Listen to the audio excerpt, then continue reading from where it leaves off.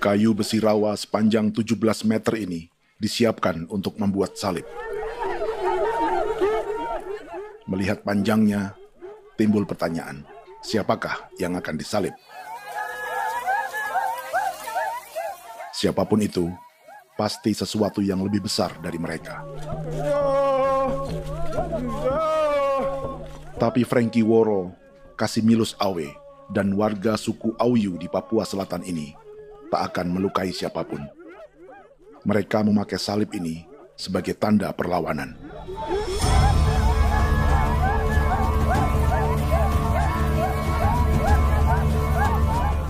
Yang mereka lawan memang lebih besar, yaitu pemerintah Republik Indonesia. Pemerintah sedang mengincar 2,5 juta hektar hutan orang Papua untuk proyek tanaman industri pangan dan energi.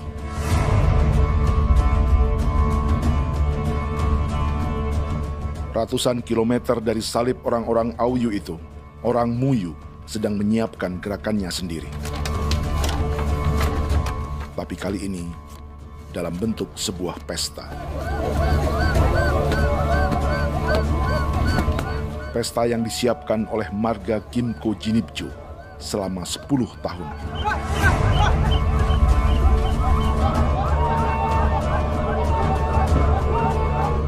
Sosok di marga ini adalah Willem Kimco, orang asli Papua yang tak punya kartu identitas kewarganegaraan manapun.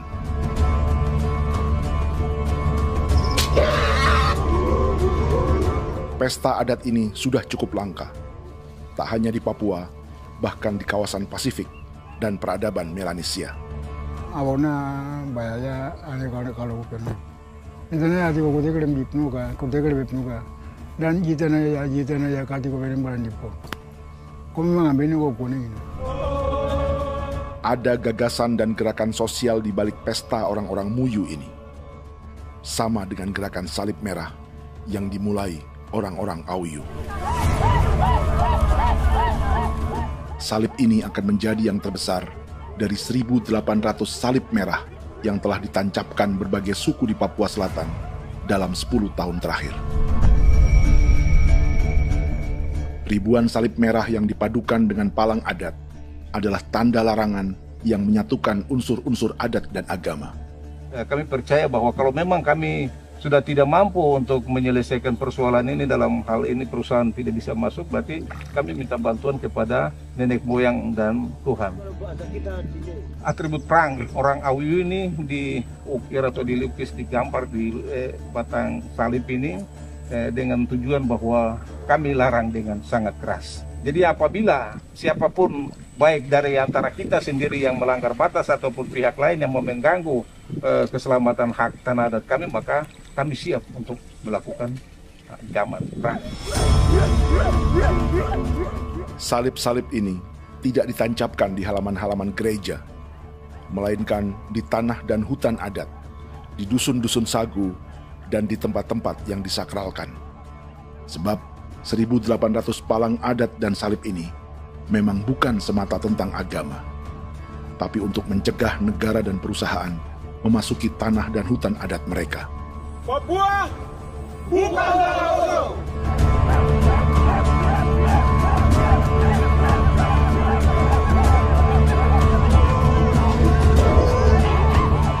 Di zaman TikTok ini, kami ingin menceritakan semua ini lewat film yang pendek.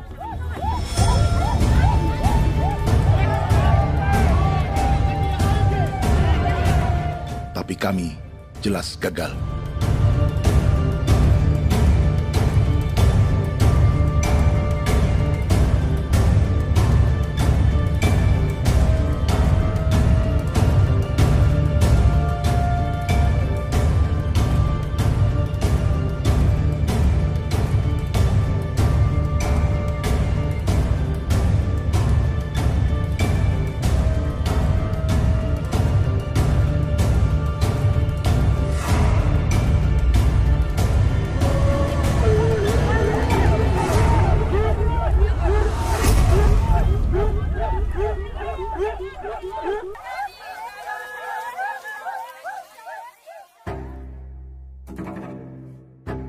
Di planet ini, ada 5 pemilik hutan hujan tropis terluas yang tersisa. Kongo di Afrika, Brazil, Peru, Bolivia, dan Indonesia.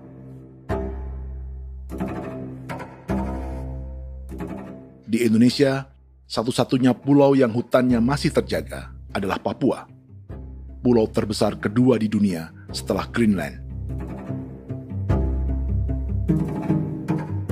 Lewat sejarah kolonialisme yang panjang, pulau ini kini dikuasai 2 negara.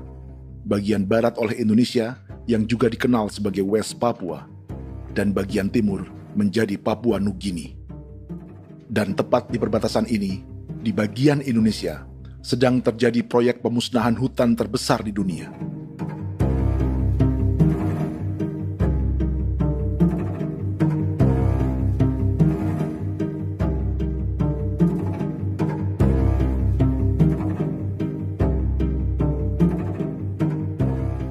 Pemerintah Indonesia sedang membuka lebih dari 2,5 juta hektar hutan untuk sawit, tebu, padi, dan peternakan. Ini disebut proyek strategis nasional untuk lumbung pangan dan energi yang jadi ambisi 3 presiden. Bagian terbesar direncanakan untuk mencetak sawah seluas 1,3 juta hektar. Lalu bagian lain akan ditanami tebu seluas 560.000 hektar untuk gula dan bioetanol. Setiap liter bensin di Indonesia akan dicampur bioetanol 10% atau E10. Ada 10 perusahaan di proyek ini, dan semuanya dimiliki oleh 1 keluarga saja. Berikutnya, ada areal sawit seluas 400.000 hektar untuk biodiesel. Targetnya mencampur 50% solar dengan minyak sawit atau B50. Dan terakhir, pemerintah akan membuka peternakan seluas 380.000 hektar. Jadi, apa yang salah dengan proyek pangan dan energi ini? 5 orang Papua dalam film ini akan menjawabnya.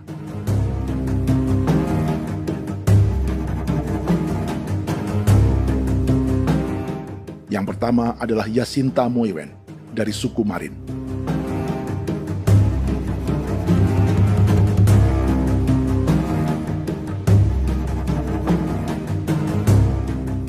Yasinta dan warga di distrik Ilwayap di Merauke sudah menjadi korban. Hutan dan rawa sebagai sumber pangan dan ekonominya telah dihancurkan. Jalan sepanjang 135 km sedang dibuat, dan di kiri kanannya akan dicetak 1 juta hektar sawah. Mereka sulit menolak atau melawan. Salib sudah digeser, masih datang lagi dengan senjatanya mereka nih. Karena proyek ini juga dijaga tentara. Macam-macam senjatanya.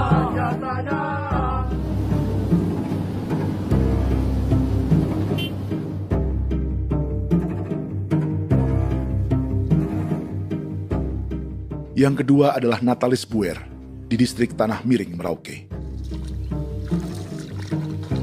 Petani milenial ini merasa ditelantarkan. Sebab setelah hutannya diubah menjadi sawah, sebagian sawah-sawah ini tak tergarap. Orang asli Papua seperti Natalis tak punya modal untuk benih, pupuk, perawatan, hingga ongkos panen.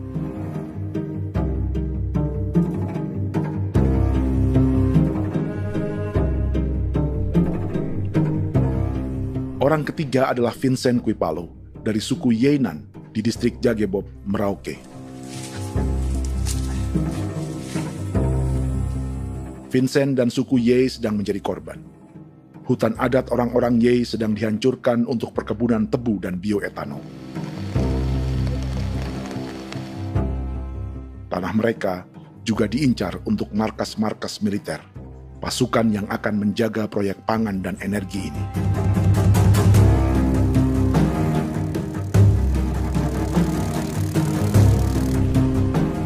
Yang keempat adalah Frankie Woro dari suku Auyu di distrik Fofi, Kabupaten Bovendigul. Hutan dan tanah mereka terancam perluasan perkebunan sawit untuk campuran biodiesel atau B50. Orang-orang dari suku Auyu ini adalah calon korban. Merekalah salah satu pelopor gerakan Palang Adat dan Salib Merah. Meski kadang berseberangan dengan gereja yang mereka anggap lebih mendukung pemerintah dan perusahaan. Mereka bahkan sedang merencanakan gerakan yang lebih besar, dengan salib yang lebih besar. Tanah milik Semu Sobisiba itu bahwa tanah ini diciptakan oleh Tuhan dan memberikan warisan kepada kami. Kami ini hanya hak jaga.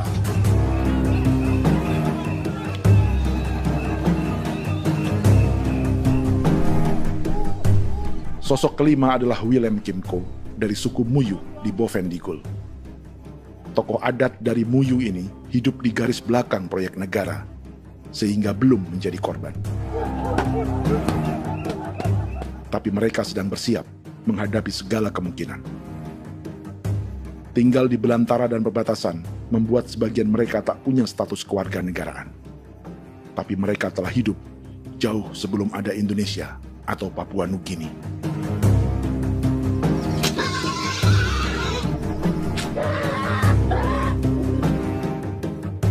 Kelimanya mewakili jutaan orang asli Papua yang sedang terancam eksistensinya.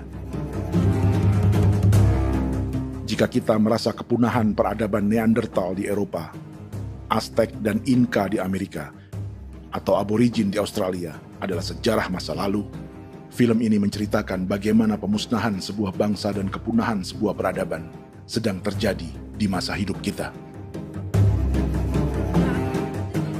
Kepunahan bukan karena kerusakan lingkungan dan ruang hidup semata, juga karena dihantam 60 tahun operasi militer.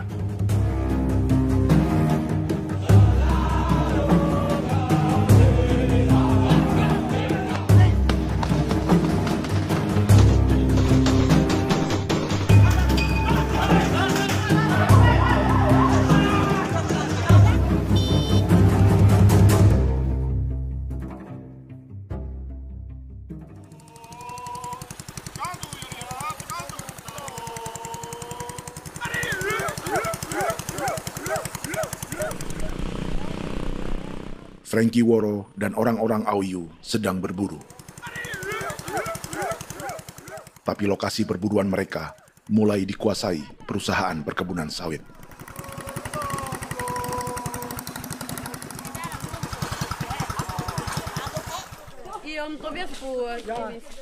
Kita akan menuju arah ke Inabusu. Di sana kami akan masuk di wilayah konsesi perusahaan PT Indo Asiana Lestari, dan di situ ya ada survei-survei mereka yang mereka pernah lakukan, tapi juga kami ada lakukan tanda-tanda saksi di sana.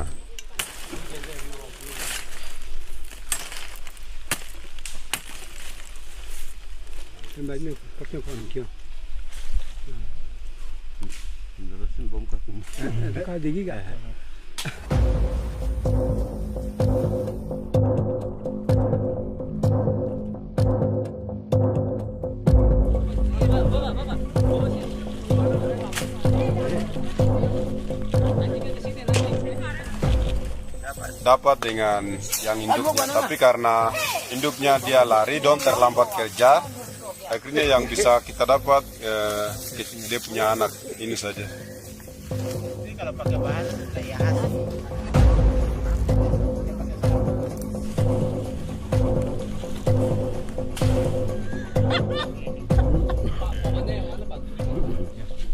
pohon ini pohon bitanggur, dia punya kayu ini kita biasa gunakan untuk kerja perahu, dan juga kulit depu getanya itu kita pakai untuk kerja ini, panah-panah ini lem, jadikan lem ini, panah-panah. Hutan ini adalah supermarket bagi suku Auyu. Juga lumbung pangan atau bank untuk menyimpan deposito kekayaan alam. Hutan juga tempat yang penuh dengan sejarah suku, situs budaya, dan tempat-tempat sakral. Inilah yang sedang mereka pertahankan dari incaran pemerintah dan perusahaan. Untuk semua alasan ini, mereka menancapkan ribuan salib merah.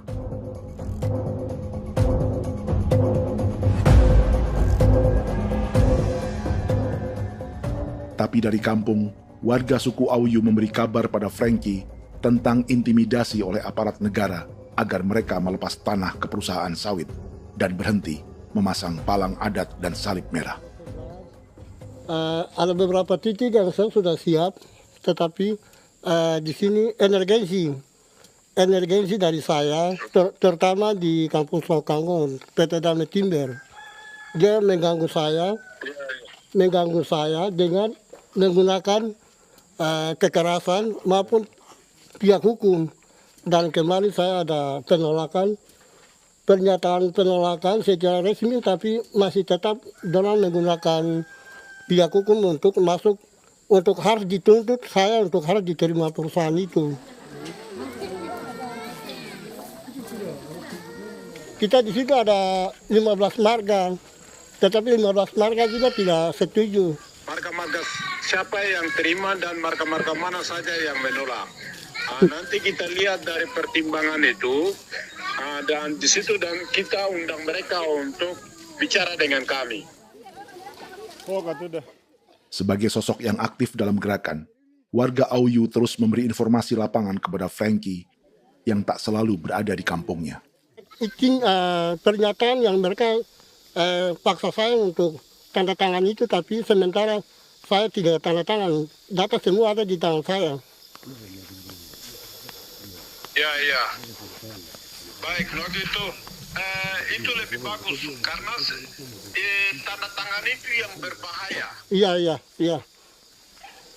Tanda tangan itu yang lebih berbahaya karena sekarang ini modern dan canggih, dan itu yang mereka biasa pakai untuk tipu muslihat. Mereka biasa pakai itu di tanda tangan itu. Betul. Dari Bambisa juga di Sofia dia masuk untuk memaksakan kami marga untuk harus menerima perusahaan itu.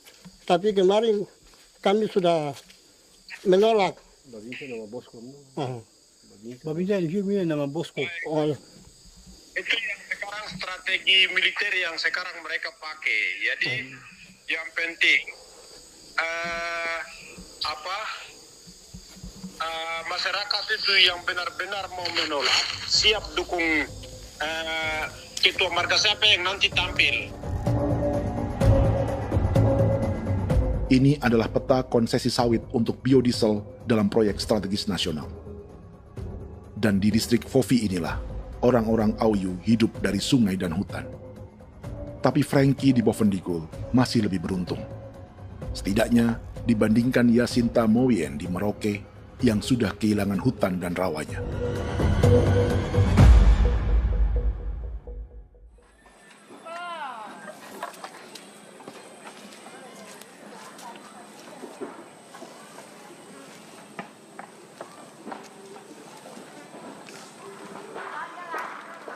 Yasinta dari suku Marin adalah petani sayur di Kampung Wanam, distrik Ilwayap, Merauke. Memanfaatkan lahan yang ada, ia berkebun dan menjual hasilnya ke pasar kampung. Ini ekonomi warga di Wanam untuk menghasilkan uang, lalu memberi barang kebutuhan yang tak bisa mereka produksi sendiri. Tapi kehidupan sebenarnya ditopang oleh ekosistem hutan dan rawa. Inilah sumber pangan utama dan peradaban mereka.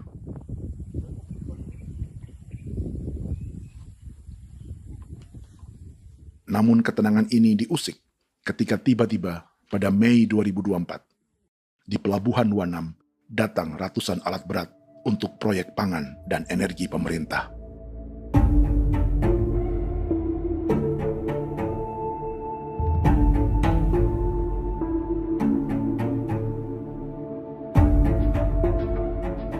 Kami masyarakat setempat kami tidak tahu. Kami kaget pagi-pagi kapal sudah ada di pelabuhan kami.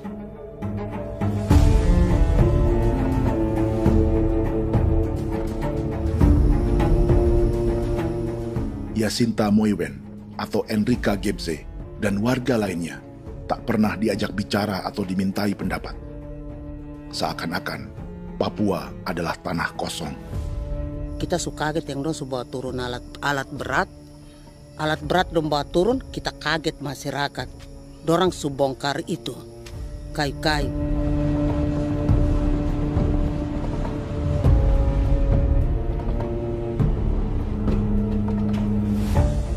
Bersamaan dengan alat-alat berat itu, juga berdatangan tentara Indonesia untuk mengawal proyek pembukaan hutan milik Jacinta.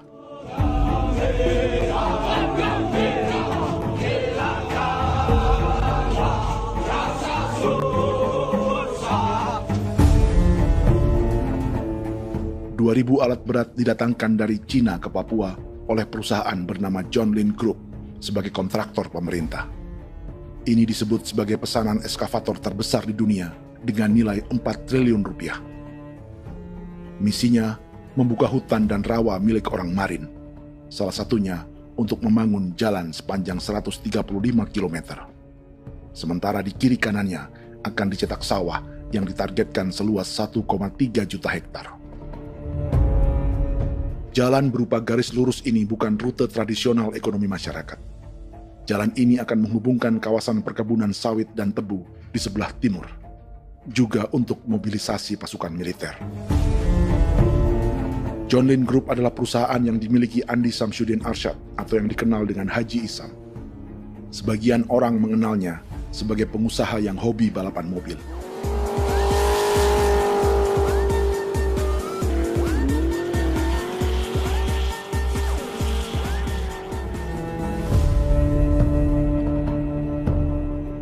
Tapi di Kalimantan, ia berbisnis batu bara, perkebunan sawit, pengolahan karet, penerbangan, perkapalan, dan biodiesel.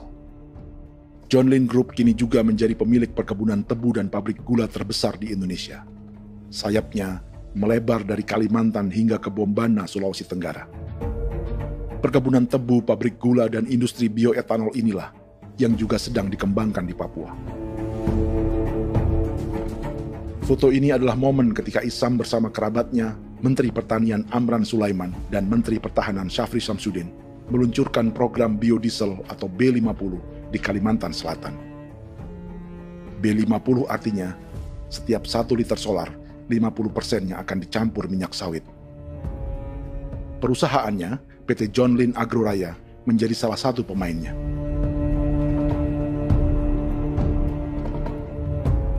Sepanjang tahun 2025, saham PT John Lin Agroraya pernah naik hingga 700%.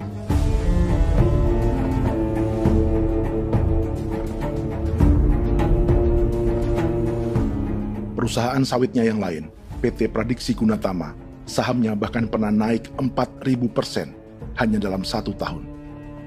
Dari harga saham ini saja, nilai kekayaan keluarga Isam diperkirakan mencapai 100 triliun rupiah lebih, menjadikannya salah satu keluarga terkaya di Indonesia dan salah satu pemain penting industri bioenergi.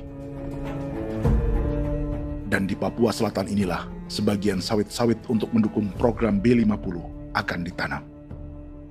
Inilah tanah orang-orang Wambon, Muyu, Marin, Yei, atau Auyu seperti Frankie Ward.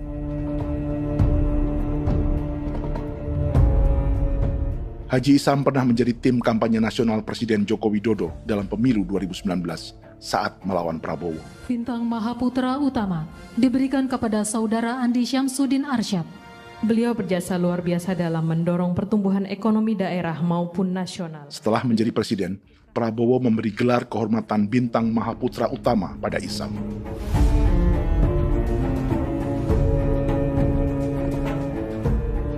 Sejumlah menteri Prabowo, juga kerabat dan orang-orang yang pernah bekerja di perusahaan Isam.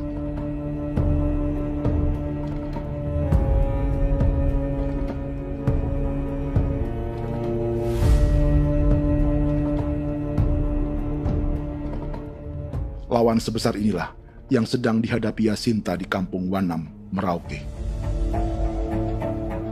Atau petani perempuan lain seperti Enrika Gebse. Jadi alam kita ini sudah rusak.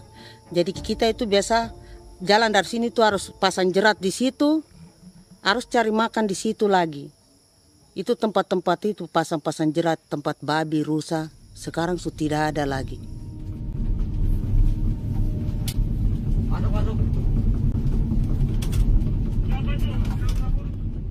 Rekaman ini memberi gambaran bagaimana Kasuari kehilangan rumah di bekas hutan dan rawa yang telah dibabat.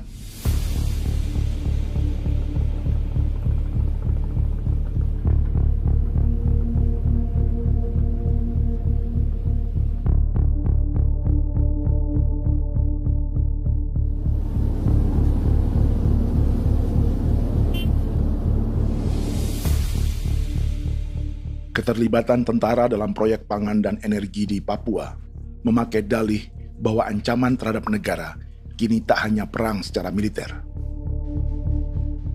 tapi juga melalui pangan dan energi. Kementerian Pertahanan pun terlibat karena proyek ini dianggap operasi militer selain perang. Jadi tugas kamu adalah menjaga sumber cadangan pangan nasional. Macam-macam senjatanya, Proyek ini menambah panjang alasan mempertahankan kehadiran tentara di Papua dalam 60 tahun terakhir. Saat ini, jumlah tentara Indonesia di Papua mencapai 56.000 personel, atau ada 1 tentara untuk setiap 100 orang Papua. Bandingkan dengan rata-rata nasional, di mana hanya ada 1 tentara untuk 696 penduduk Indonesia. Itu belum termasuk polisi. Artinya, 1 orang Papua dijaga lebih banyak senjata dari rata-rata penduduk Indonesia. Tanah dan hutan diambil secara sepihak untuk kepentingan pembangunan batalion dan bandar antariksa. Ini bentuk perampasan masyarakat. Penolakan kehadiran markas-markas militer terjadi di sejumlah tempat di Papua. Tak hanya karena trauma dan ketakutan, juga karena mengambil tanah-tanah adat.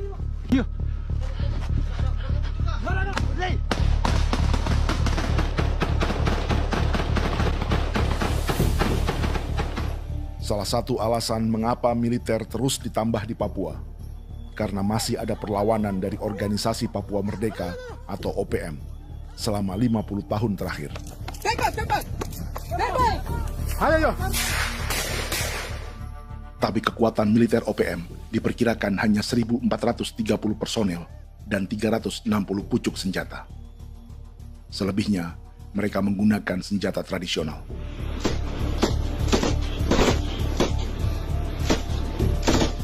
Dengan demikian, kekuatan tentara dan polisi di Papua 58 kali lebih besar dari gerilyawan Organisasi Papua Merdeka.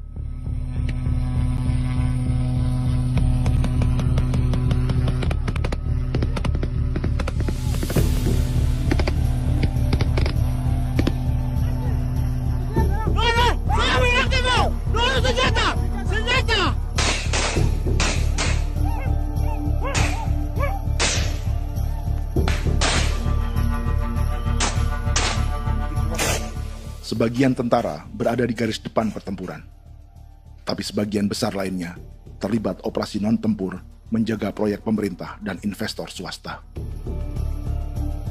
Seperti Batalion Infanteri Teritorial Pembangunan di distrik Jagebob, Merauke ini. Lokasinya bersebelahan dengan konsesi lahan tebu untuk gula dan bioetanol milik PT Murni Nusantara Mandiri. Baik perusahaan maupun markas militer, keduanya mengambil hutan milik suku Ye dari marga Kuipalo. Tapi dorong datang, tanam ini saja di sini, tanam Papa Nama ini. Victor Kuipalo menunjukkan apa yang terjadi. Jadi kita juga kaget ini. Nah, kalau ini Papa Nama ini memang, ini Papa Nama ditanam tapi bukan haknya mereka yang ini. Ini hak kami di sini, hak dusun kami, marga Kuipalo yang punya hak dusun ini. Setelah memasang patok, alat berat mulai bekerja untuk membangun markas militer di tanah orang Ye.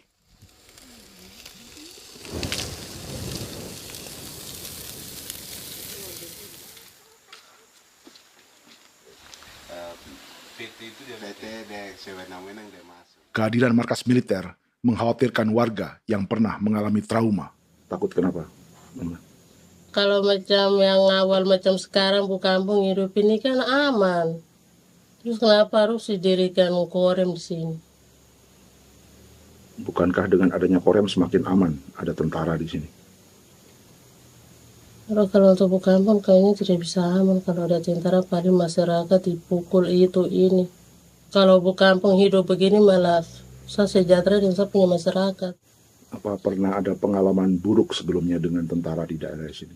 Ada yang cerita waktu pos-pos di sini tuh di 13, 12 itu zaman katanya Patimura. Memang kasihan.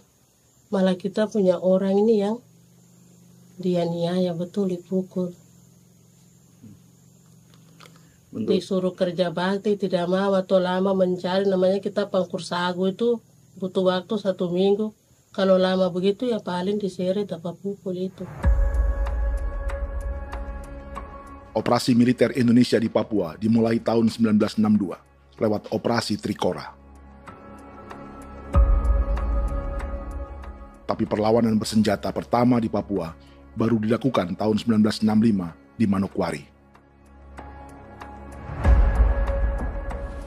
Nanti tanggal 1 Mei jam 12.30 pemerintahan di Irian Barat mutlak akan jatuh di tangan.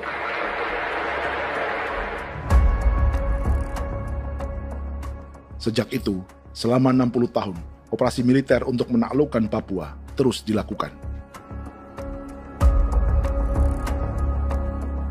Salah satu operasi militer paling berdarah adalah Operasi Wibawa untuk memenangkan Indonesia dalam jajak pendapat tahun 1969. 643 orang tewas di Paniai. Lalu disusul 4.146 korban tewas antara tahun 1977 hingga 1978.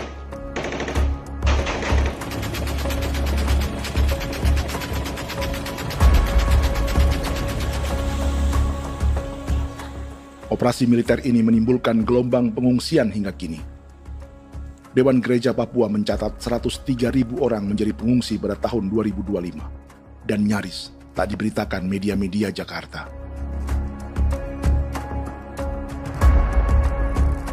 Jumlah pengungsi terbesar tercatat di Nduga yang mencapai 20.000 jiwa. Banyak di antaranya yang sedang hamil, seperti Jubiana, salah satu pengungsi Nduga. Jadi ini tagarik mesti kagi be muguruk berselari di namen wane gosem. Bigari me. Egirik munene an nimbo misle berselar nene. Wam dagek lek prak de oi gore bangal no so ndak lo yo nandam yanet ndang no yat de nanen di ko nerwa membri wal marwa. Egirik munene wa tringel no semana. Ongal siak kaya berkumpulnya masalah orang me wako suluk. Dari namen wani ko semane kuman nak wani ndemo ko ndak misal namen beri ko lok nak semane ne. Nebe minit waru dah kan abi ni dige. Waru minit peragit de laina bulan Maret April ya na. Mana kantan barang neli dia na ne. Jubiana lalu menamai anaknya pengungsi Kogoya. Selain Jubiana, juga ada Emma dari Maibrat yang melahirkan di hutan. Sampai di kampung gini, katanya bilang ada tentara yang bangun jembatan. Saya capek itu juga pun masih tahan. Kembali lagi ke hutan lagi. Seperti itu sampai saya jatuh di tengah jalan. Orang sampai terbanting di kayu semuanya. Berasa sakit begitu. Melengkapnya tuh Domika Serli, pengungsi Wako. Masyarakat sipil dari kampung Aitrem sementara mengungsi karena kampungnya sementara dikuasai oleh TNI Polri. Seratusan ribu pengungsi di Papua saat ini jauh melampaui jumlah yang mengungsi ke Papua Nugini tahun 1984, yaitu 10.000 orang karena menghindari operasi militer.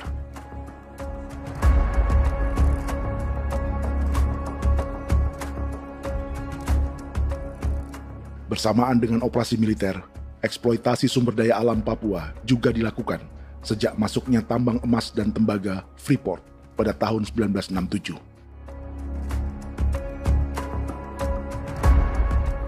Disusul perkebunan sawit awal tahun 1980-an. Lalu ada perburuan buaya untuk diambil kulitnya.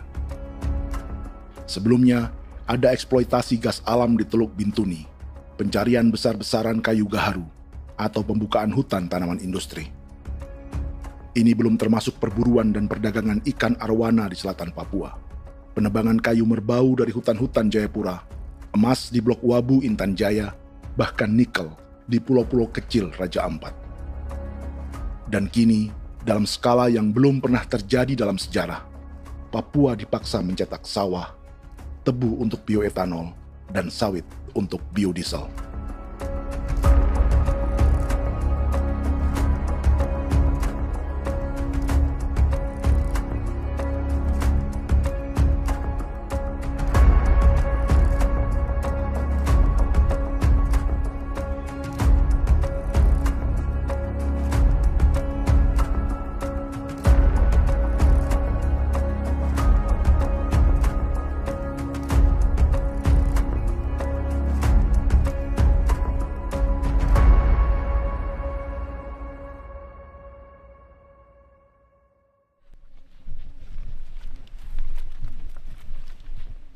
Inilah yang sedang menimpa keluarga Vincent dan Victor Kuipalo di Merauke. Hutan mereka diambil untuk markas militer dan industri perkebunan, PT Murni Nusantara Mandiri. 1 dari 10 perusahaan yang diberi konsesi untuk menanam tebu dan memproduksi gula serta bioetanol seluas 52.000 hektar.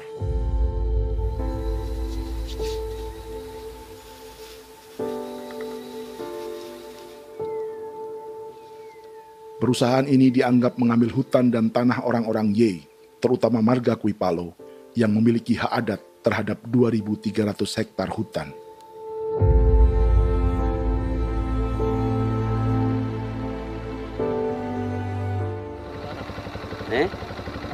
Tentara? Tentara. Oh iya, tentara.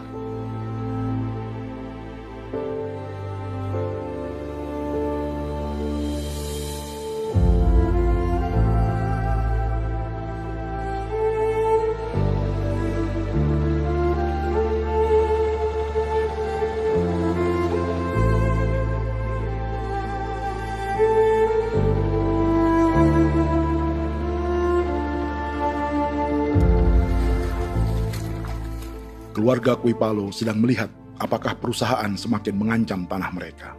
Dan kekhawatiran itu terbukti. Iya, makanya tadi saya bilang ini dari sini saja dekat ini sudah masuk di dalam ujung lapang ini.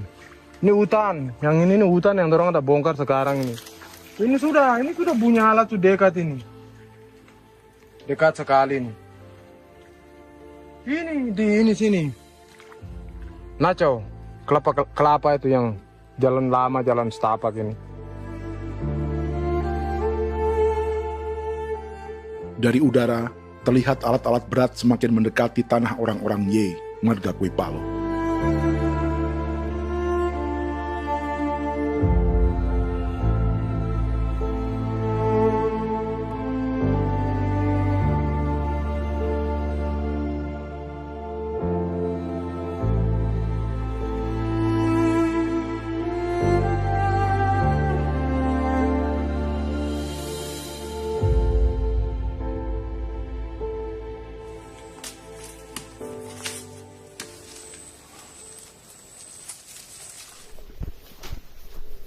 Keesokan harinya, Victor dan kerabatnya memberi tanda cat merah di pohon-pohon yang berada di batas tanah mereka.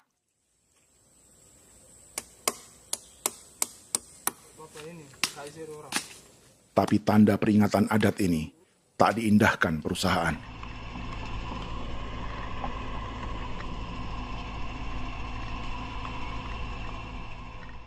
Dua bulan kemudian, perusahaan tetap memasuki tanah marga Kuipalo. Sama.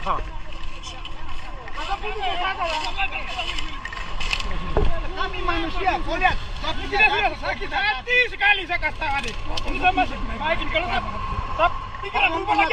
Kami juga punya tangan, hanya beda rambut. Mister itu juga. Woi, buka. Tidak.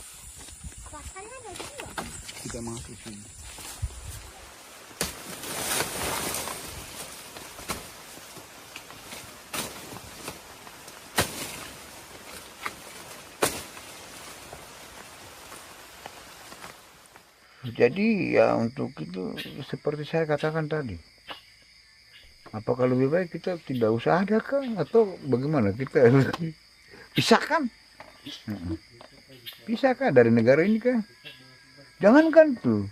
Saya kemarin bicara sama Daniel, datang sama saya dengan persoalan Kodam ini. Saya bilang, Pak Danan, kalau lebih baik saya ngungsi ke Papua Nugini. Dia bilang, aduh Bapak jangan begitu. Ya memang, kalau tidak bisa menghargai kami, lebih baik pilihan yang itu yang saya memilih. Lebih baik saya pindah dari sini. Saya mengungsi ke Papua Nugini, di negara tetangga. Masih di laut. Apa? Ada ini.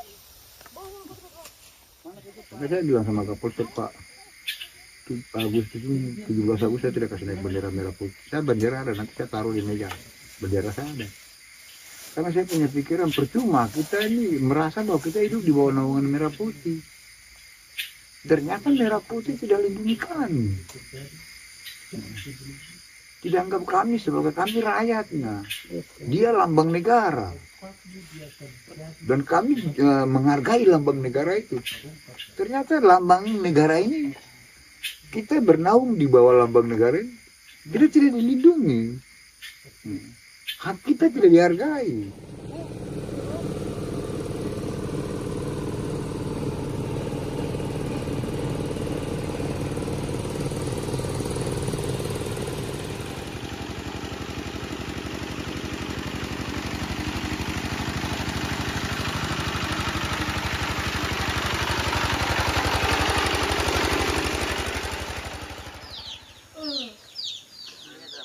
Marga Kuipalo dari suku Ye terus mendapat teror dan intimidasi agar melepas tanah mereka yang hanya dihargai Rp300.000 per hektar. Tapi mereka tidak berjualan tanah. Makanya mama itu tidak suka untuk lepas tanah. Untuk apa? Baru di dalam hutan itu ada obat-obat tradisi. Itu sudah Kalau macam ada sayur juga, kita ambil sayur yang dia tumbuh sendiri. Jadi kita ini mau kemana, kalau itu sudah digusur, ya habis. Kita ini jadi penonton. Jangan sampai kita ini duduk minta di jalan. Jadi kita tidak mau seperti itu. Makanya tanah itu kita tidak melepas. Tapi mungkin orang lain tuh dia senang saja. Lebih baik saya pegang uang merah dulu. Saya bisa beli-beli itu ini. Nanti datang uang sudah habis, gembel. Mau cari kemana lagi, hutan sudah habis. Mau makan ikan di mana, kali sudah hancur. Seperti Yasinta di Wanam, suara dan gerakan kaum perempuan Papua sangat nyaring dan tak bisa diabaikan. Saya sebagai perempuan tolak untuk perusahaan masuk di sini. Karena kalau saya terima anak-anak saya mau dikemanakan, mau tinggal di mana. Apapun yang terjadi saya tetap tolak. Demi tanah ini saya akan berjuang, demi saya punya anak-anak. Yang katanya mengutamakan anak Papua, nyatanya yang kerja kebanyakan ya orang-orang Jawa. Saya sendiri orang Jawa, tapi bukan mau bicara yang tidak-tidak. Memang kenyataannya seperti orang-orang Papua itu diterbelakangkan, kurang diutamakan, gitu.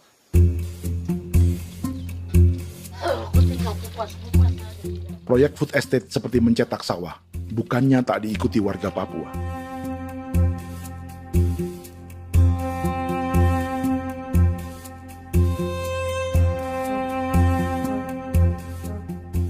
Salah satunya Natalis Buer di distrik Tanah Miring, Merauke.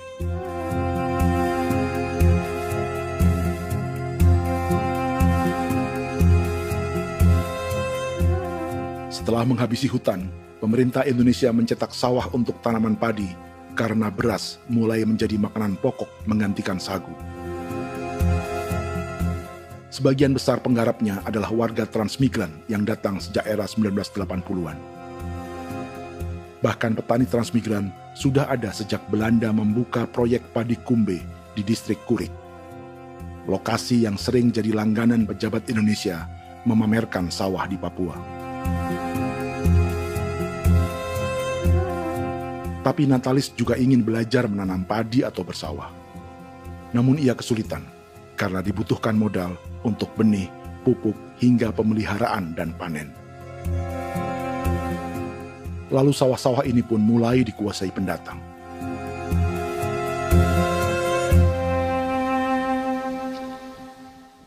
Tapi sejauh ini di kampung kami ini yang saya lihat memang ada kelompok kami punya di sini yang sudah tergabung dalam Gapoktan, kemudian masuk dalam optimalisasi lahan. Tapi baru saya anak asli yang punya lahan di sini. Mereka tidak punya. Pemerintah dalam hal ini adalah Kementerian Pertanian bersama-sama Kementerian Pertahanan yang dalam hal ini pada garis di bawahnya adalah TNI Angkatan Darat, memberikan support yang maksimal kepada masyarakat khususnya di Merauke dalam rangka. Saya kemarin habis 9 juta. 9 juta ya? Iya, 9 juta karena dia sudah tidak dipakai toh. Ya. Perempuan Papua seperti Filomina juga mau bertani. Pemerintah memberi bantuan Rp900.000 per hektar lewat program optimalisasi lahan atau OPLAH. Tapi dibanding biaya produksi dan harga jual gabah, Filomina mengaku berkali-kali rugi dan kini memutuskan tak lagi menggarap sawahnya. Terus kita harus cari uang untuk kondek. Betul. Karung kita beli. Karung beri sendiri lagi. Tenda kita beli. Ini dari yang offline ini don tidak siapkan. Tidak ada. Tidak ada ya, jadi mama don sendiri. Itu yang saya ada bilang, 900.000. Itu modal untuk kerja sawah ini. Mulai dari kerja sampai nanti panen. Panen. Wih, ngeri sekali. Iya, lucu toh? Tidak dapat itu. Betul, Mam. Dong maksud begini. Kalau disuruh tanam ubi berhektar-hektar, mari datang. Kita tahu cara rawatnya bagaimana, iya. Tanamnya bagaimana, tanam model bagaimana supaya hasilnya model begitu. Kita tahu. Kalau yang ini kan kita baru belajar.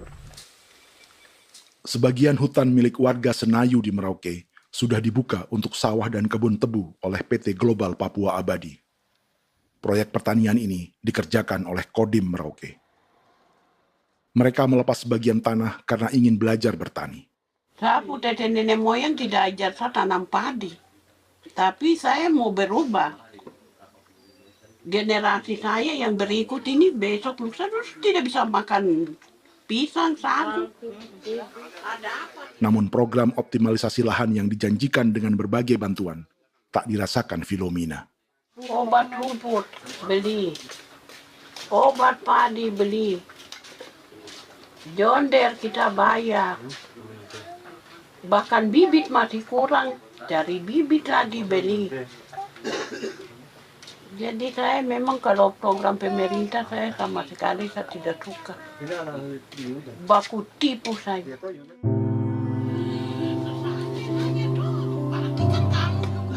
Mereka merasa ditinggalkan sendiri, jatuh bangun belajar bertani padi. Sementara sumber pangan dan air yang semula mudah didapat, kini telah berganti sawah dan kebun tebu. Dulu kita masih bisa jalan, nanti masak di kali, pakai air kali. Minum pakai air kali. Sekarang kok mau masak? Tidak ada air, air sudah susu, mau minum tidak bisa. Sudah dengan obat. Drone semprot tebu itu saja drone. Drone yang semprot. Saya lihat di itu. Jadi kita bukan drone yang terbang di atas untuk disemprot. Iya, itu semprot obat. Dong lempar pupuk di bawah ya dia mengalir ke kali. Mengalir ke kali, ke rawa-rawa.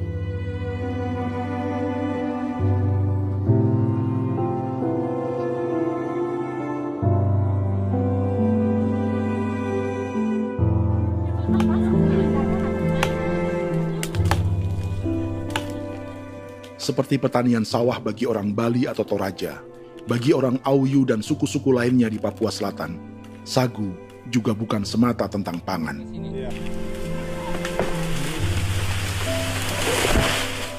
Bagi orang Auyu dan Marin, sagu adalah kerabat, sosok orang tua, sosok nenek moyang yang harus dijaga dan dilindungi.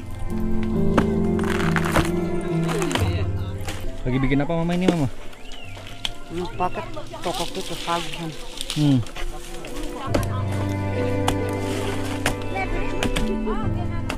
Kami diingatkan oleh leluhur, sagu itu tidak boleh digusur dan tidak boleh diganggu dengan cara apapun, dan di dalam rangka kepentingan apapun tidak boleh.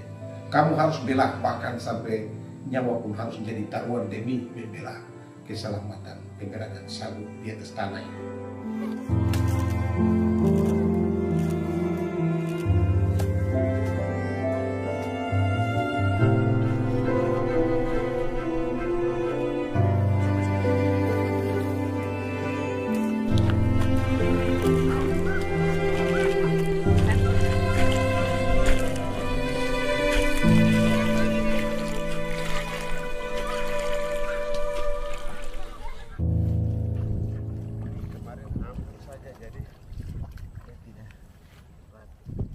Menurut Natalis, pemerintah di Jakarta mendefinisikan lumbung pangan semata urusan beras dan mencetak sawah.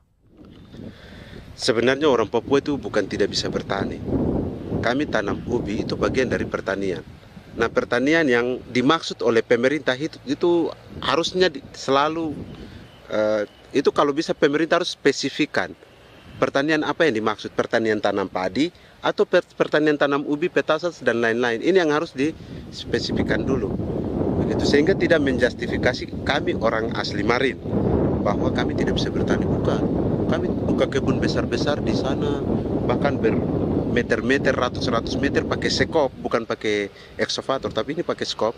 Itu pertanian, begitu. Bagi Natalis, alih-alih memaksimalkan sawah-sawah yang sudah ada untuk petani Papua, pemerintah selalu membuka hutan baru, seperti dikerjakan perusahaan John Lynn Group dan melibatkan tentara.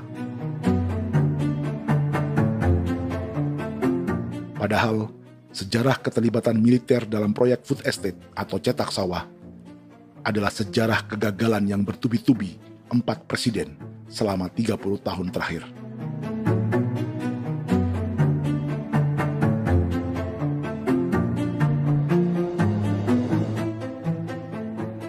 Papua bukan yang pertama menjadi proyek lumbung pangan yang melibatkan tentara. Kalimantan telah menjadi korban 30 tahun sebelumnya.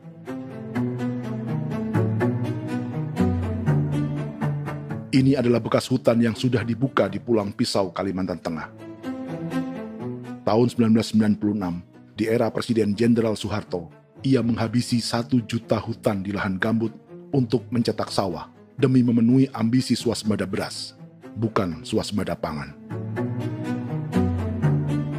Hutan tropis Kalimantan dihabisi dalam skala yang belum pernah terjadi dalam sejarah. Di bawah rezim militeristik, tak ada yang berani melawan keinginan Soeharto, termasuk orang Dayak seperti Kuneng. Nggak bisa dihalangi itu. Nggak boleh dihalangi. Ya kalau ada kata-kata aja menghalangi, sudah kita diseret ke kepolisian dulu. Atau bisa langsung di PKI-kan. Iya, di PKI-kan gitulah. Jadi kita tuh nggak berani apa-apa dulu tuh. Apa maunya aja. Misal bilangnya A. Setahun setelah pengundulan hutan skala besar itu, tahun 1997, untuk pertama kalinya Kalimantan mengalami kebakaran lahan dan kabut asap terbesar dalam sejarah.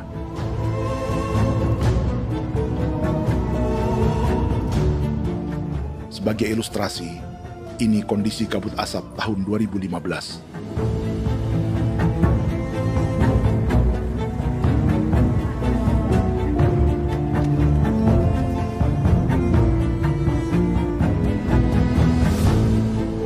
Proyek 1 juta hektar sawah Jenderal Soeharto itu gagal. Bendungan dan saluran irigasi mangkrak hingga kini. Mei 1998, rezim Soeharto tumbang, 2 tahun setelah ia menumbangkan jutaan hektar pohon di Kalimantan. Setiap tahun, lokasi ini menyumbang kebakaran dan kabut asap yang merugikan jutaan orang. Sawah yang berhasil di Kalimantan justru bukan sawah yang dibangun Jenderal Soeharto. melainkan yang dirintis para transmigran sejak era 1980-an. Sawah-sawah inilah yang ikut digarap oleh militer di era Presiden Joko Widodo. Dan hasil dari proyek food estate Presiden Jokowi itu sama sekali jong nih, nggak ada harapan lagi sudah seperti ini. Tapi Jokowi terus memperluas area food estate hingga 16.000 hektar. Presiden Jokowi juga menyerahkan urusan lumbung pangan ini kepada Prabowo yang saat itu menjadi Menteri Pertahanan.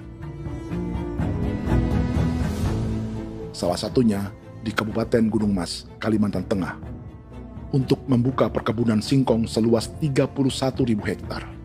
Food Estate Singkong Jenderal Prabowo ini dimulai dengan membuka 600 hektar hutan di Tawai Baru. Proyek singkong untuk bioetanol ini pun dijaga tentara. Dan seperti Jenderal Soeharto, proyek Jenderal Prabowo ini pun gagal.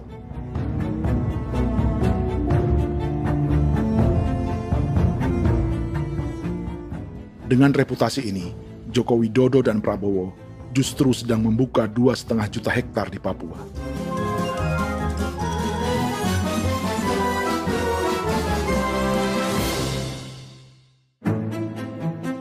Setelah Jenderal Soeharto, Presiden Jenderal Susilo Bambang Yudhoyono juga mencoba membuka food estate di Papua sejak tahun 2010. Namanya Merauke Integrated Food and Energy Estate atau MIFE. Proyek ini juga gagal. Lalu di lokasi yang sama, Jokowi berusaha meneruskan dengan proyek mencetak sawah 1,2 juta hektar yang juga gagal.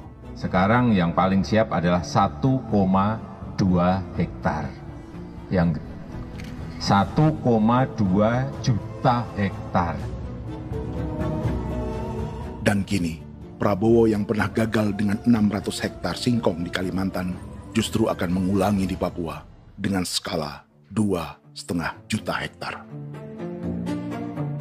Di daerah Papua pun harus ditanam kelapa sawit supaya bisa menghasilkan juga BBM dari kelapa sawit.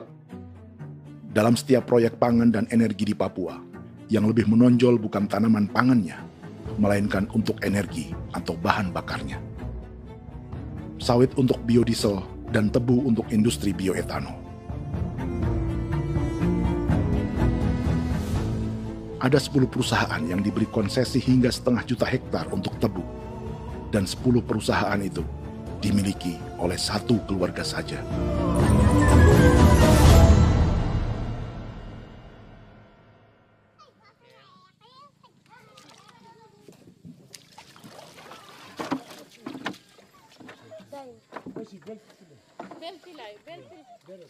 Para perempuan Auyu di Bovendigul akan berangkat memancing.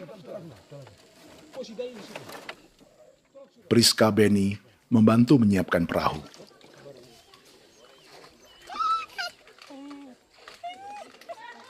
Mereka akan mengumpulkan bahan pangan di hutan untuk persiapan acara penancapan salib merah berikutnya.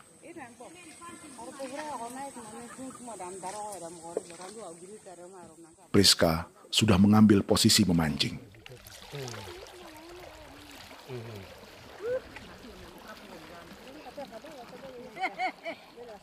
.800 salib merah telah dipasang di wilayah adat berbagai suku di Papua Selatan untuk menghalau perusahaan sawit dan tebu.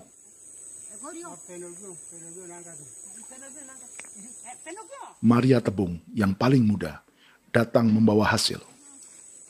2 ekor ikan gastor alias gabus toraja. Sebagai generasi Z, pendidikannya sampai sekolah dasar. Di perusahaan perkebunan seperti sawit atau tebu, ijazah SD hanya bisa menjadi buruh kasar. Tapi ia tak tertarik. Karena kita hidup itu dari alam, kita pancing, juga di darat, bawa anjing, terus bikin pagar sagu, dapat babi, bawa baru kita makan. Jadi kita tidak mau perusahaan masuk. Sementara Priska Beni masih mencari peruntungan. Tapi baginya, menjadi nelayan di Sungai Fofi masih lebih baik daripada bekerja 9 tahun di perkebunan sawit. Sudah pengalaman, jadi kita tidak mau lagi. Berapa lama ketika kerja itu? Selama di sana. 9 tahun di sana. 9 tahun?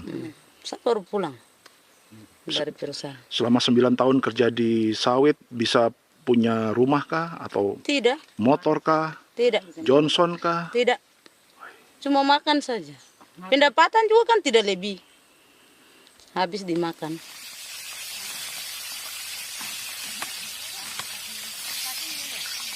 Satu minggu libur berapa hari?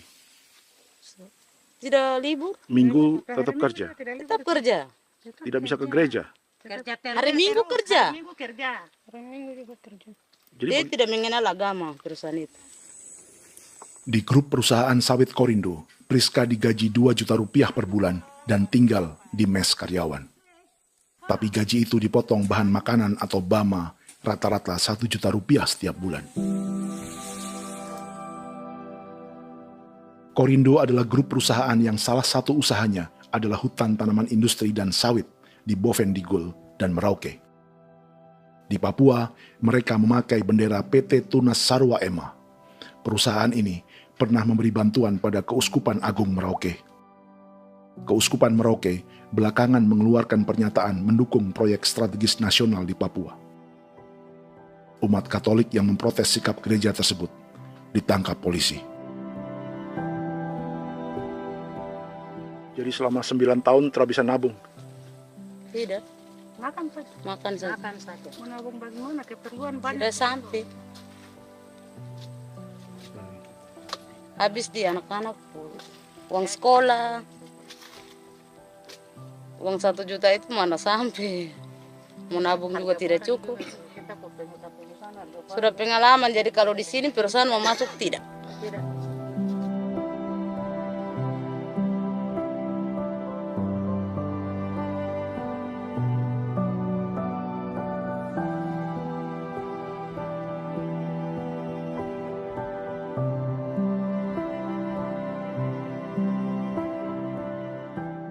Dan menu makan siang seperti ini agaknya sulit bagi buruh sawit atau tebu yang digaji 2 juta rupiah per bulan. Generasi Z seperti Maria Tebung atau generasi milenial seperti Priska Beni punya matematika ekonominya sendiri. Sawit untuk biodiesel atau tebu untuk bioetanol tak akan ada bedanya bagi mereka.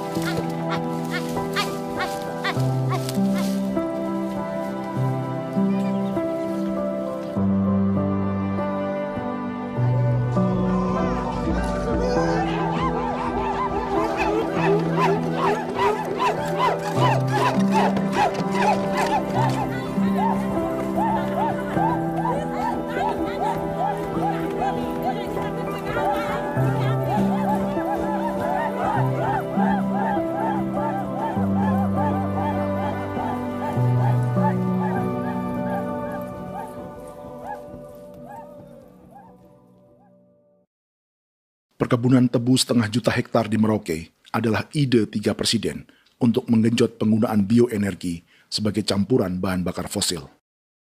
Selain swasembada pangan, swasembada energi di daerah Papua pun harus ditanam kelapa sawit supaya bisa menghasilkan juga BBM dari kelapa sawit.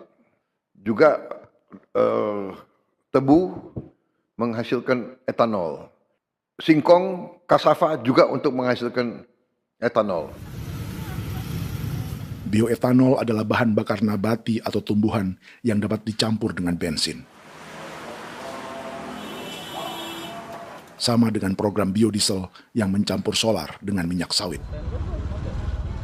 Pertamina saat ini sudah menjual BBM bioetanol dengan campuran 5% yang dipasarkan dengan merek Pertamax Green 95.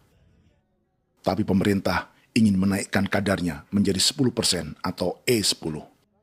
Maka ke depan kita akan mendorong untuk ada E10. Kemarin malam sudah kami rapat dengan Bapak Presiden.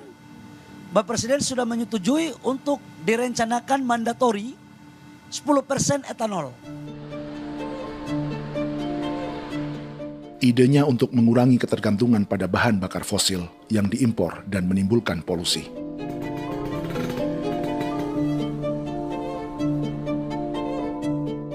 Tapi bioetanol bukannya tak mengorbankan lingkungan, hutan, rawa, dan manusia.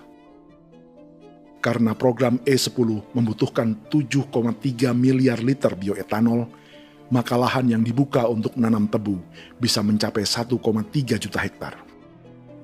Sementara saat ini, luas perkebunan tebu di Indonesia hanya 500 sampai 600 ribu hektar. Artinya, butuh lahan baru hingga 800 ribu hektar untuk menanam tebu. Dan 500 ribu hektar diantaranya sedang dibuka di Papua. Hutan yang tadinya untuk menumbuhkan pangan berubah jadi tanaman untuk bahan bakar di jalanan. Kecepatan pulihnya hutan beradu dengan jumlah dan kecepatan kendaraan di jalanan.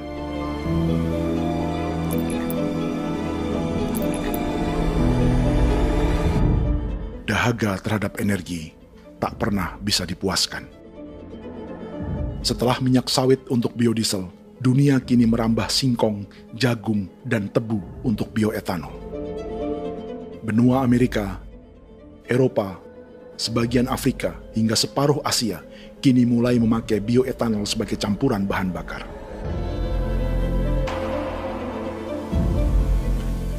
Selain perebutan lahan, masa depan dunia juga dibayangi semakin mahalnya harga pangan karena persaingan antara perut manusia dengan tangki kendaraan. Ini adalah lokasi perkebunan tebu dan bioetanol PT Murni Nusantara Mandiri yang mengancam tanah Vincent Quipalo dan orang-orang Ye di Merauke. Beberapa kilometer di selatan adalah PT Global Papua Abadi yang mengancam tanah orang-orang Muyu dan Marin. Dua perusahaan ini adalah bagian dari 10 perusahaan yang mendapat konsesi lahan untuk tebu dan bioetanol di Merauke. Batas konsesi mereka bahkan sama dengan batas negara Indonesia dengan Papua Nugini. Salah satu ciri bahwa peta konsesi ini dibuat di Jakarta dari atas meja. Sama seperti kolonial Inggris dan Belanda ketika mereka membagi Pulau Papua dengan garis lurus pada abad 19. Seakan Papua adalah tanah kosong. Bedanya, meski peta konsesi ini mengatur batas 10 perusahaan, tapi perusahaan-perusahaan ini sebenarnya dimiliki oleh satu keluarga saja. Ini nama 9 dari 10 perusahaan tebu dan bioetanol di Merauke, Papua. 99% saham mereka dimiliki sebuah perusahaan bernama PT Merauke Nusantara Manis. Sementara 1% sisanya dimiliki PT Merauke Gula Mandiri. Tapi saham kedua perusahaan ini dimiliki PT Merauke Sugar Group. Dan perusahaan ini, 90% sahamnya dimiliki pengusaha bernama Angelia Bonaventure Sudirman, serta perusahaan bernama Zico Trust dan Resource Harvest. Lalu 10% lainnya dikuasai PT Papua Energi Abadi, yang pemiliknya adalah Dudi Christian dan Angel Madeline. Sekarang, mari kita lihat siapa mereka. Angelia Sudirman adalah keponakan dari salah satu konglomerat sawit Indonesia, Martias Fangiono. 9 perusahaan di Papua ini berada di bawah bendera Merauke Sugar Group. Dan Merauke Sugar Group hanya satu dari 7 grup perusahaan milik keluarga Fangiono.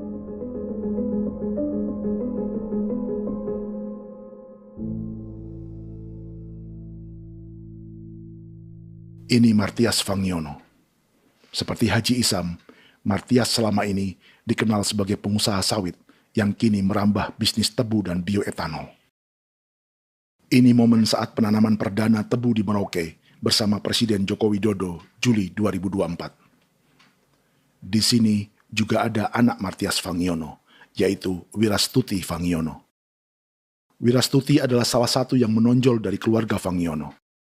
Tahun 2025, Forbes mencatatnya sebagai konglomerat termuda dengan kekayaan 23 triliun rupiah yang mengendalikan 2 grup usaha, FAP Agri dan Surya Dumai Industri. Keduanya adalah perusahaan sawit dan biodiesel. Anak dan bapak ini adalah investor utama bagi Jokowi dan Prabowo untuk proyek tebu dan bioetanol di Papua. Sementara yang ini adalah mertua Sitorus, pemilik raksasa agribisnis dunia, Wilmar International, yang juga memegang konsesi sawit di Papua lewat berbagai perusahaan. Tapi mertua kini memakai bendera baru, yaitu KPN Corporation atau Karunia Prima Nastari. KPN inilah yang memiliki kelindan bisnis dengan keluarga Fangiono untuk proyek tebu Merauke. Apalagi grup Wilmar yang didirikannya juga pemain gula utama di Australia. Tahun 2010, Wilmar membeli 100% saham perusahaan gula terbesar Australia, Sucrogin. Akuisisi senilai 1,5 miliar dolar Amerika ini langsung menjadikan Wilmar pemain tebu terbesar kelima dunia. Sebagian bibit tebu yang ditanam di Merauke adalah varietas yang dikembangkan Lembaga Riset Gula Australia atau Sugar Research Australia. Sugar Research Australia lalu menjalin kontrak pengembangan bibit dengan PT Global Papua Abadi milik Fangiono. Tapi masalahnya, Sugar Research Australia adalah badan publik yang tugasnya memajukan petani tebu dan sebagian dananya berasal dari pajak warga Australia. Itu artinya, warga Australia membiayai pengembangan bibit tebu untuk investor dan pemerintah Indonesia. Dokumen ini menunjukkan bahwa lembaga yang dibiayai warga Australia itu pernah memiliki kontrak penyediaan bibit dengan PT Global Papua Abadi milik keluarga Fangiono.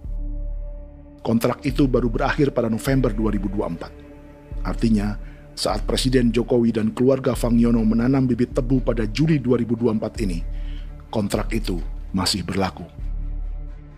Nama lain dalam keluarga ini adalah Siliandra Fangiono, yang pada tahun 2024 dijuluki Raja Sawit Termuda dengan kekayaan 39 triliun rupiah dalam catatan Forbes.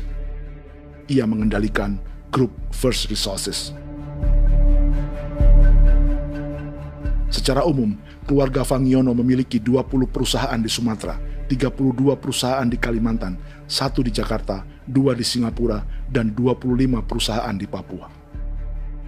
Di Papua, perusahaannya tersebar dari Sorong, Mapi, hingga Merauke.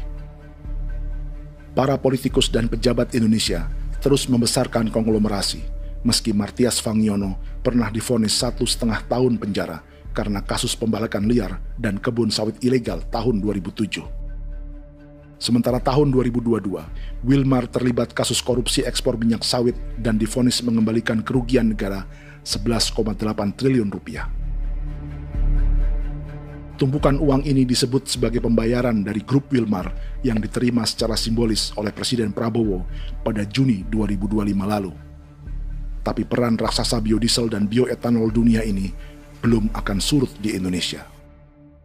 Bahkan sebaliknya.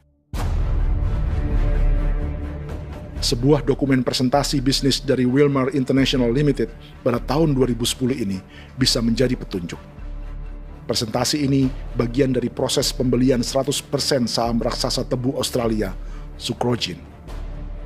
Dalam presentasi ini, Wilmar mengaku ditawari konsesi lahan 200.000 hektar di Papua, atau dulu disebut Irian Jaya, untuk menanam tebu.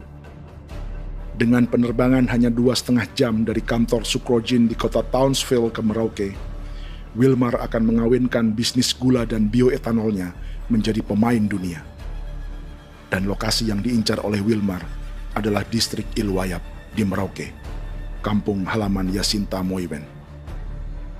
Dan persis disinilah, 14 tahun kemudian, ribuan eskavator John Lynn Group milik Haji Isam mulai membuka hutan sebagai kontraktor pemerintah. Presentasi dan gagasan ini dibuat oleh Wilmar pada Juli tahun 2010. Sebulan kemudian, Agustus 2010, pemerintah Presiden Susilo Bambang Yudhoyono meluncurkan proyek Lumbung Pangan dan Energi Merauke atau Merauke Integrated Food and Energy Estate. Targetnya membuka lahan 1 juta hektar dalam 5 klaster yang masing-masing 200.000 hektar. Angka yang sama dengan presentasi Wilmar. 5 tahun kemudian, 2015, giliran Presiden Joko Widodo yang mau melanjutkan proyek pangan dan energi 1,2 juta hektar. Menjelang pensiun sebagai presiden, Jokowi kembali menggencarkan proyek ini dan melibatkan Prabowo sebagai Menteri Pertahanan.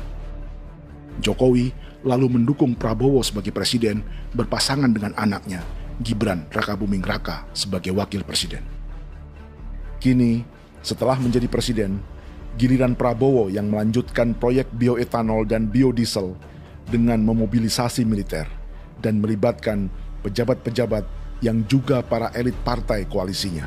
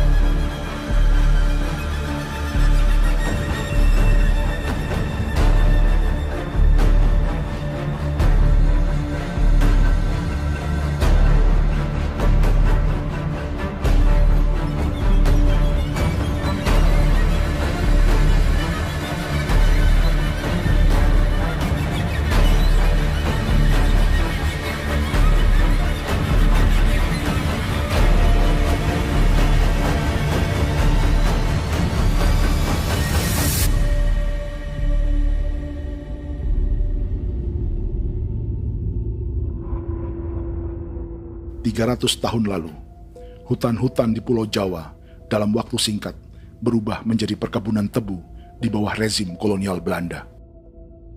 Orang Jawa menjadi buruh dan petaninya dipaksa menanam tebu. Dari kolonialisme dan politik tanam paksa itu, Belanda memperkaya negara dan para investornya. Tak puas membuka hutan untuk perkebunan di Jawa dan Sumatera, kolonial Belanda menanam tebu hingga di Suriname dan mengerahkan ribuan orang Jawa sebagai buruh pada tahun 1890. Inggris yang sudah menguasai negara seluas India dan Papua Nugini pun masih menanam tebu jauh di tengah Samudra Pasifik, di tanah orang-orang Fiji. Lalu memindahkan puluhan ribu orang India menjadi buruh di sana. 200 tahun sebelumnya, ratusan ribu orang Afrika bahkan diperbudak untuk bekerja di perkebunan-perkebunan tebu Spanyol dari selatan Eropa hingga Karibia, Kuba, atau Jamaika. Jika dulu tebu menjadi gula atau emas putih, kini cerita kolonialisme tebu berlanjut di Papua untuk bahan bakar nabati atau bioetanol. Dan seperti semua cerita tentang kolonialisme, akan ada yang berpesta dan ada yang membayar. Dalam setiap cerita pesta kolonialisme, baik di Jawa, Karibia, atau di Papua, selalu melibatkan para elit lokal, dari pejabat, perwira, hingga agamawan. Tapi dalam setiap kolonialisme, juga selalu ada cerita tentang mereka yang mempertahankan diri dan melawan.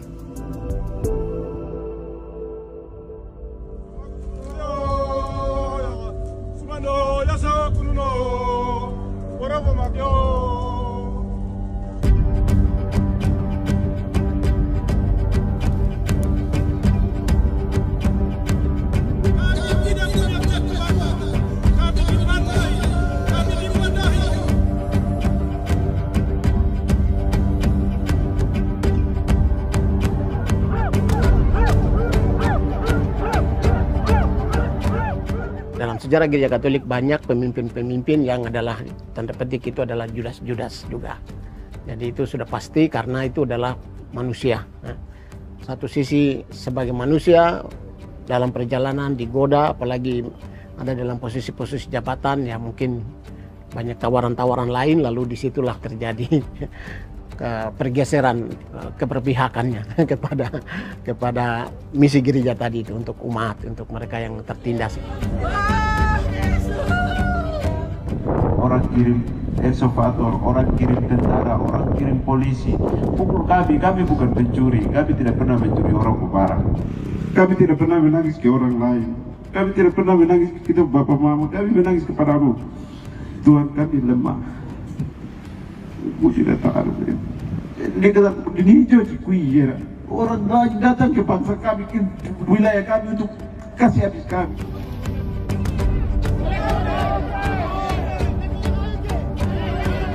Ya Hakimam Dehi, Ya Hakimam Dehi, Bono Ya Hadigul Dehi, Bono Ya Hadigul Dehi. Kita buat sasi seperti begini untuk menolak perusahaan apapun yang masuk di tanah kami. Kalau kita kasih, kita bikin rusak sekarang, kita punya generasi berikutnya mau dapat kemana. Jadi kita nyatakan sikap di sore hari ini, kami tolak.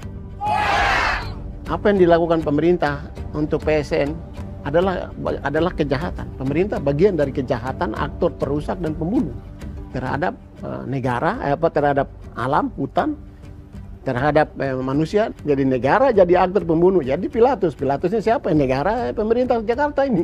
Tanah Wiu bukan kosong. Masyarakat adat kami rasakan. Perusahaan tolak. Lihat asal.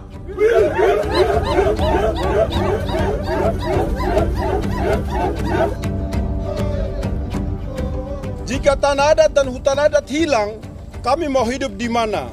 Maka di sini saya mau bilang, negara jangan tipu-tipu kami lagi.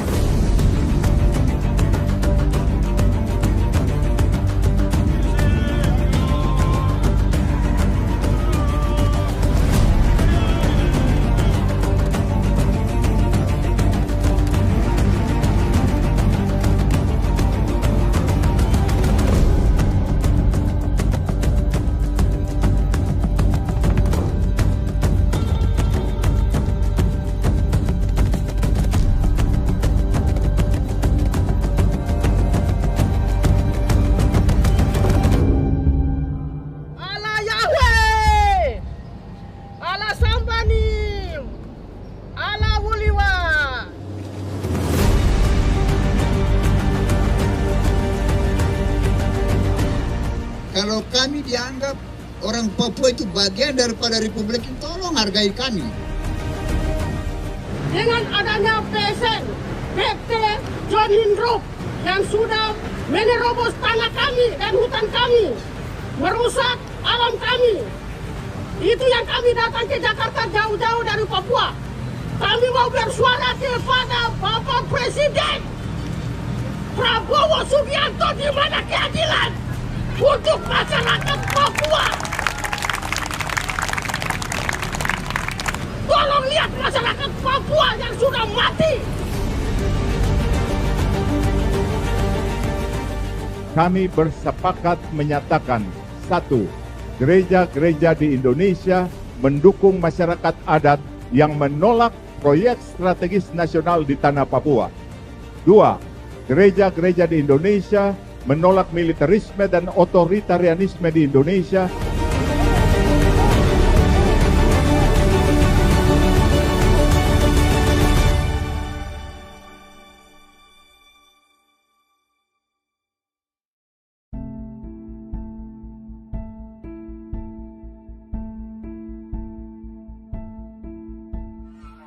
Kita sering merasa banyak hal buruk sudah jadi cerita sejarah.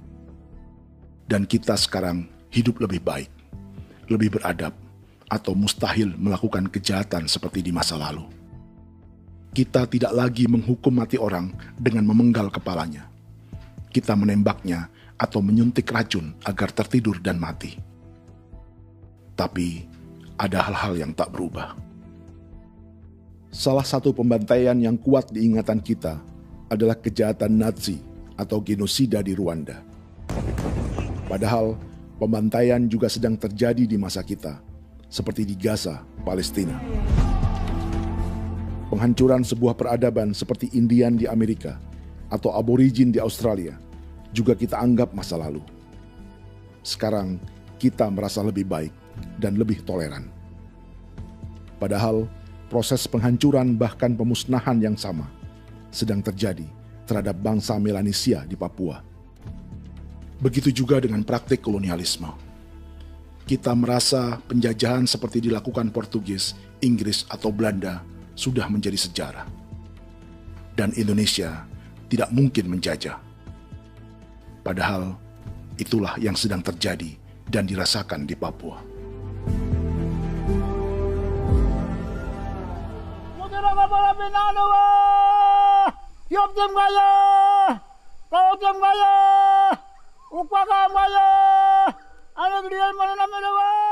Jalannya sejarah ini disadari Willem Kimco di pedalaman Bovendigol, Papua. Hidup terpencil dan tak tersentuh urusan negara bukan berarti selalu aman.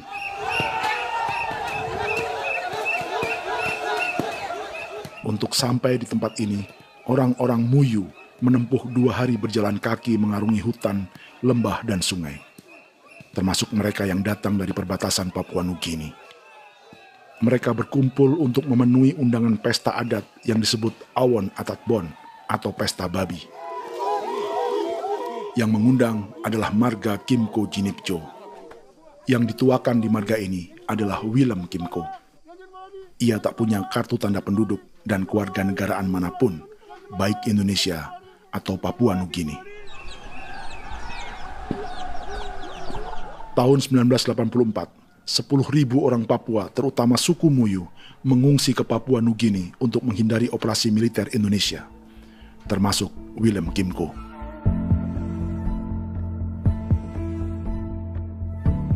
Apa yang membuat pesta adat ini istimewa? Apa bedanya dengan acara serupa yang dihadiri pejabat, tokoh agama, LSM, atau yang direkam oleh kru televisi dan konten kreator? 18. Pertama, untuk membuat pesta babi, orang Muyu perlu persiapan selama 10 tahun. Sebab, babi-babi yang akan jadi bagian dari pesta ini tak boleh dibeli, alias harus dipelihara sendiri. Babi-babi ini bukan bantuan pejabat pemerintah, gereja, atau LSM.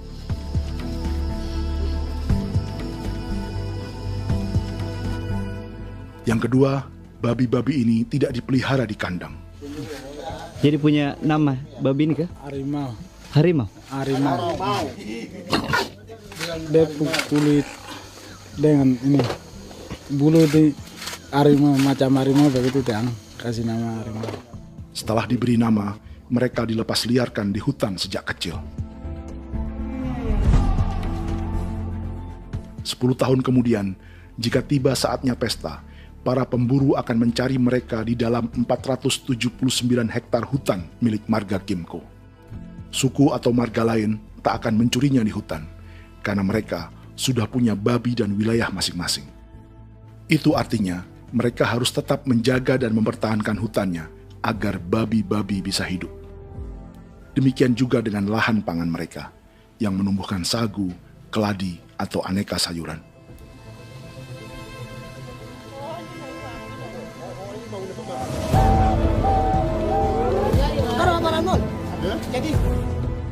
Yang ketiga, dalam Awon Atatbon atau pesta babi, binatang ini tidak dimakan secara gratis. Setiap marga atau klan dalam suku Muyu akan membayar jerih payah tuan rumah menjaga hutan dan memelihara babi.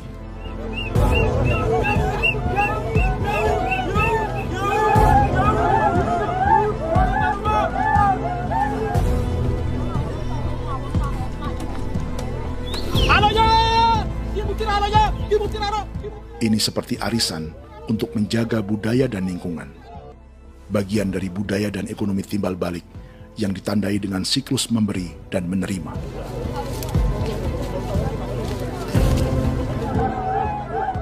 Ini juga cara orang Muyu membangun dan memperluas aliansi.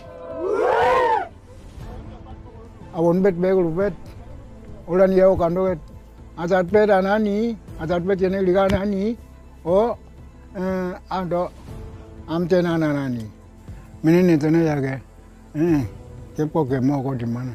Kepo kemo mayat nih. Kep tetek mau yang gue kep kanin bet wini ke iftore wen. Nih wen nih tanah ke kadek nih. Oke. Kep kan nanti kutu apa mau kepo kep pasar kutu orang.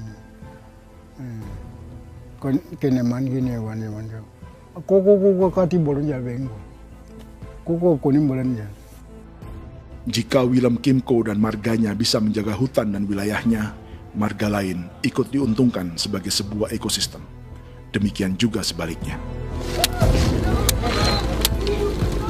Alasan keempat, mengapa pesta babi ini memiliki tempat khusus dalam peradaban orang Muyu, karena Willem Kimco khawatir peradaban mereka akan punah, menyusul ancaman terhadap ekosistem dan hutan.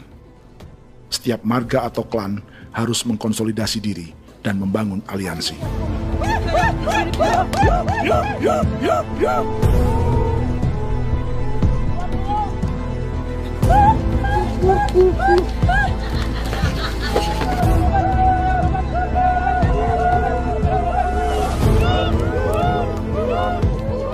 Kekhawatiran Willem dan orang-orang Muyu tak berlebihan. Ruang hidup mereka bersinggungan dengan proyek bioetanol dan biodiesel pemerintah Indonesia. Mereka juga tahu apa yang telah dan sedang menimpa suku lain seperti Auyu di Bovendigul atau Yainan dan Marin Anim di Merauke.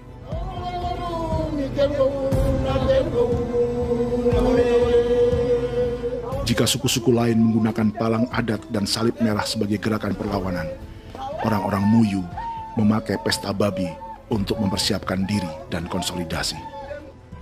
Sebab, berbeda dengan saat mengungsi tahun 1984, kali ini yang datang ke tanah orang-orang Muyu tak hanya tentara, juga alat-alat berat bersama para pebisnis pangan dan energi. Awan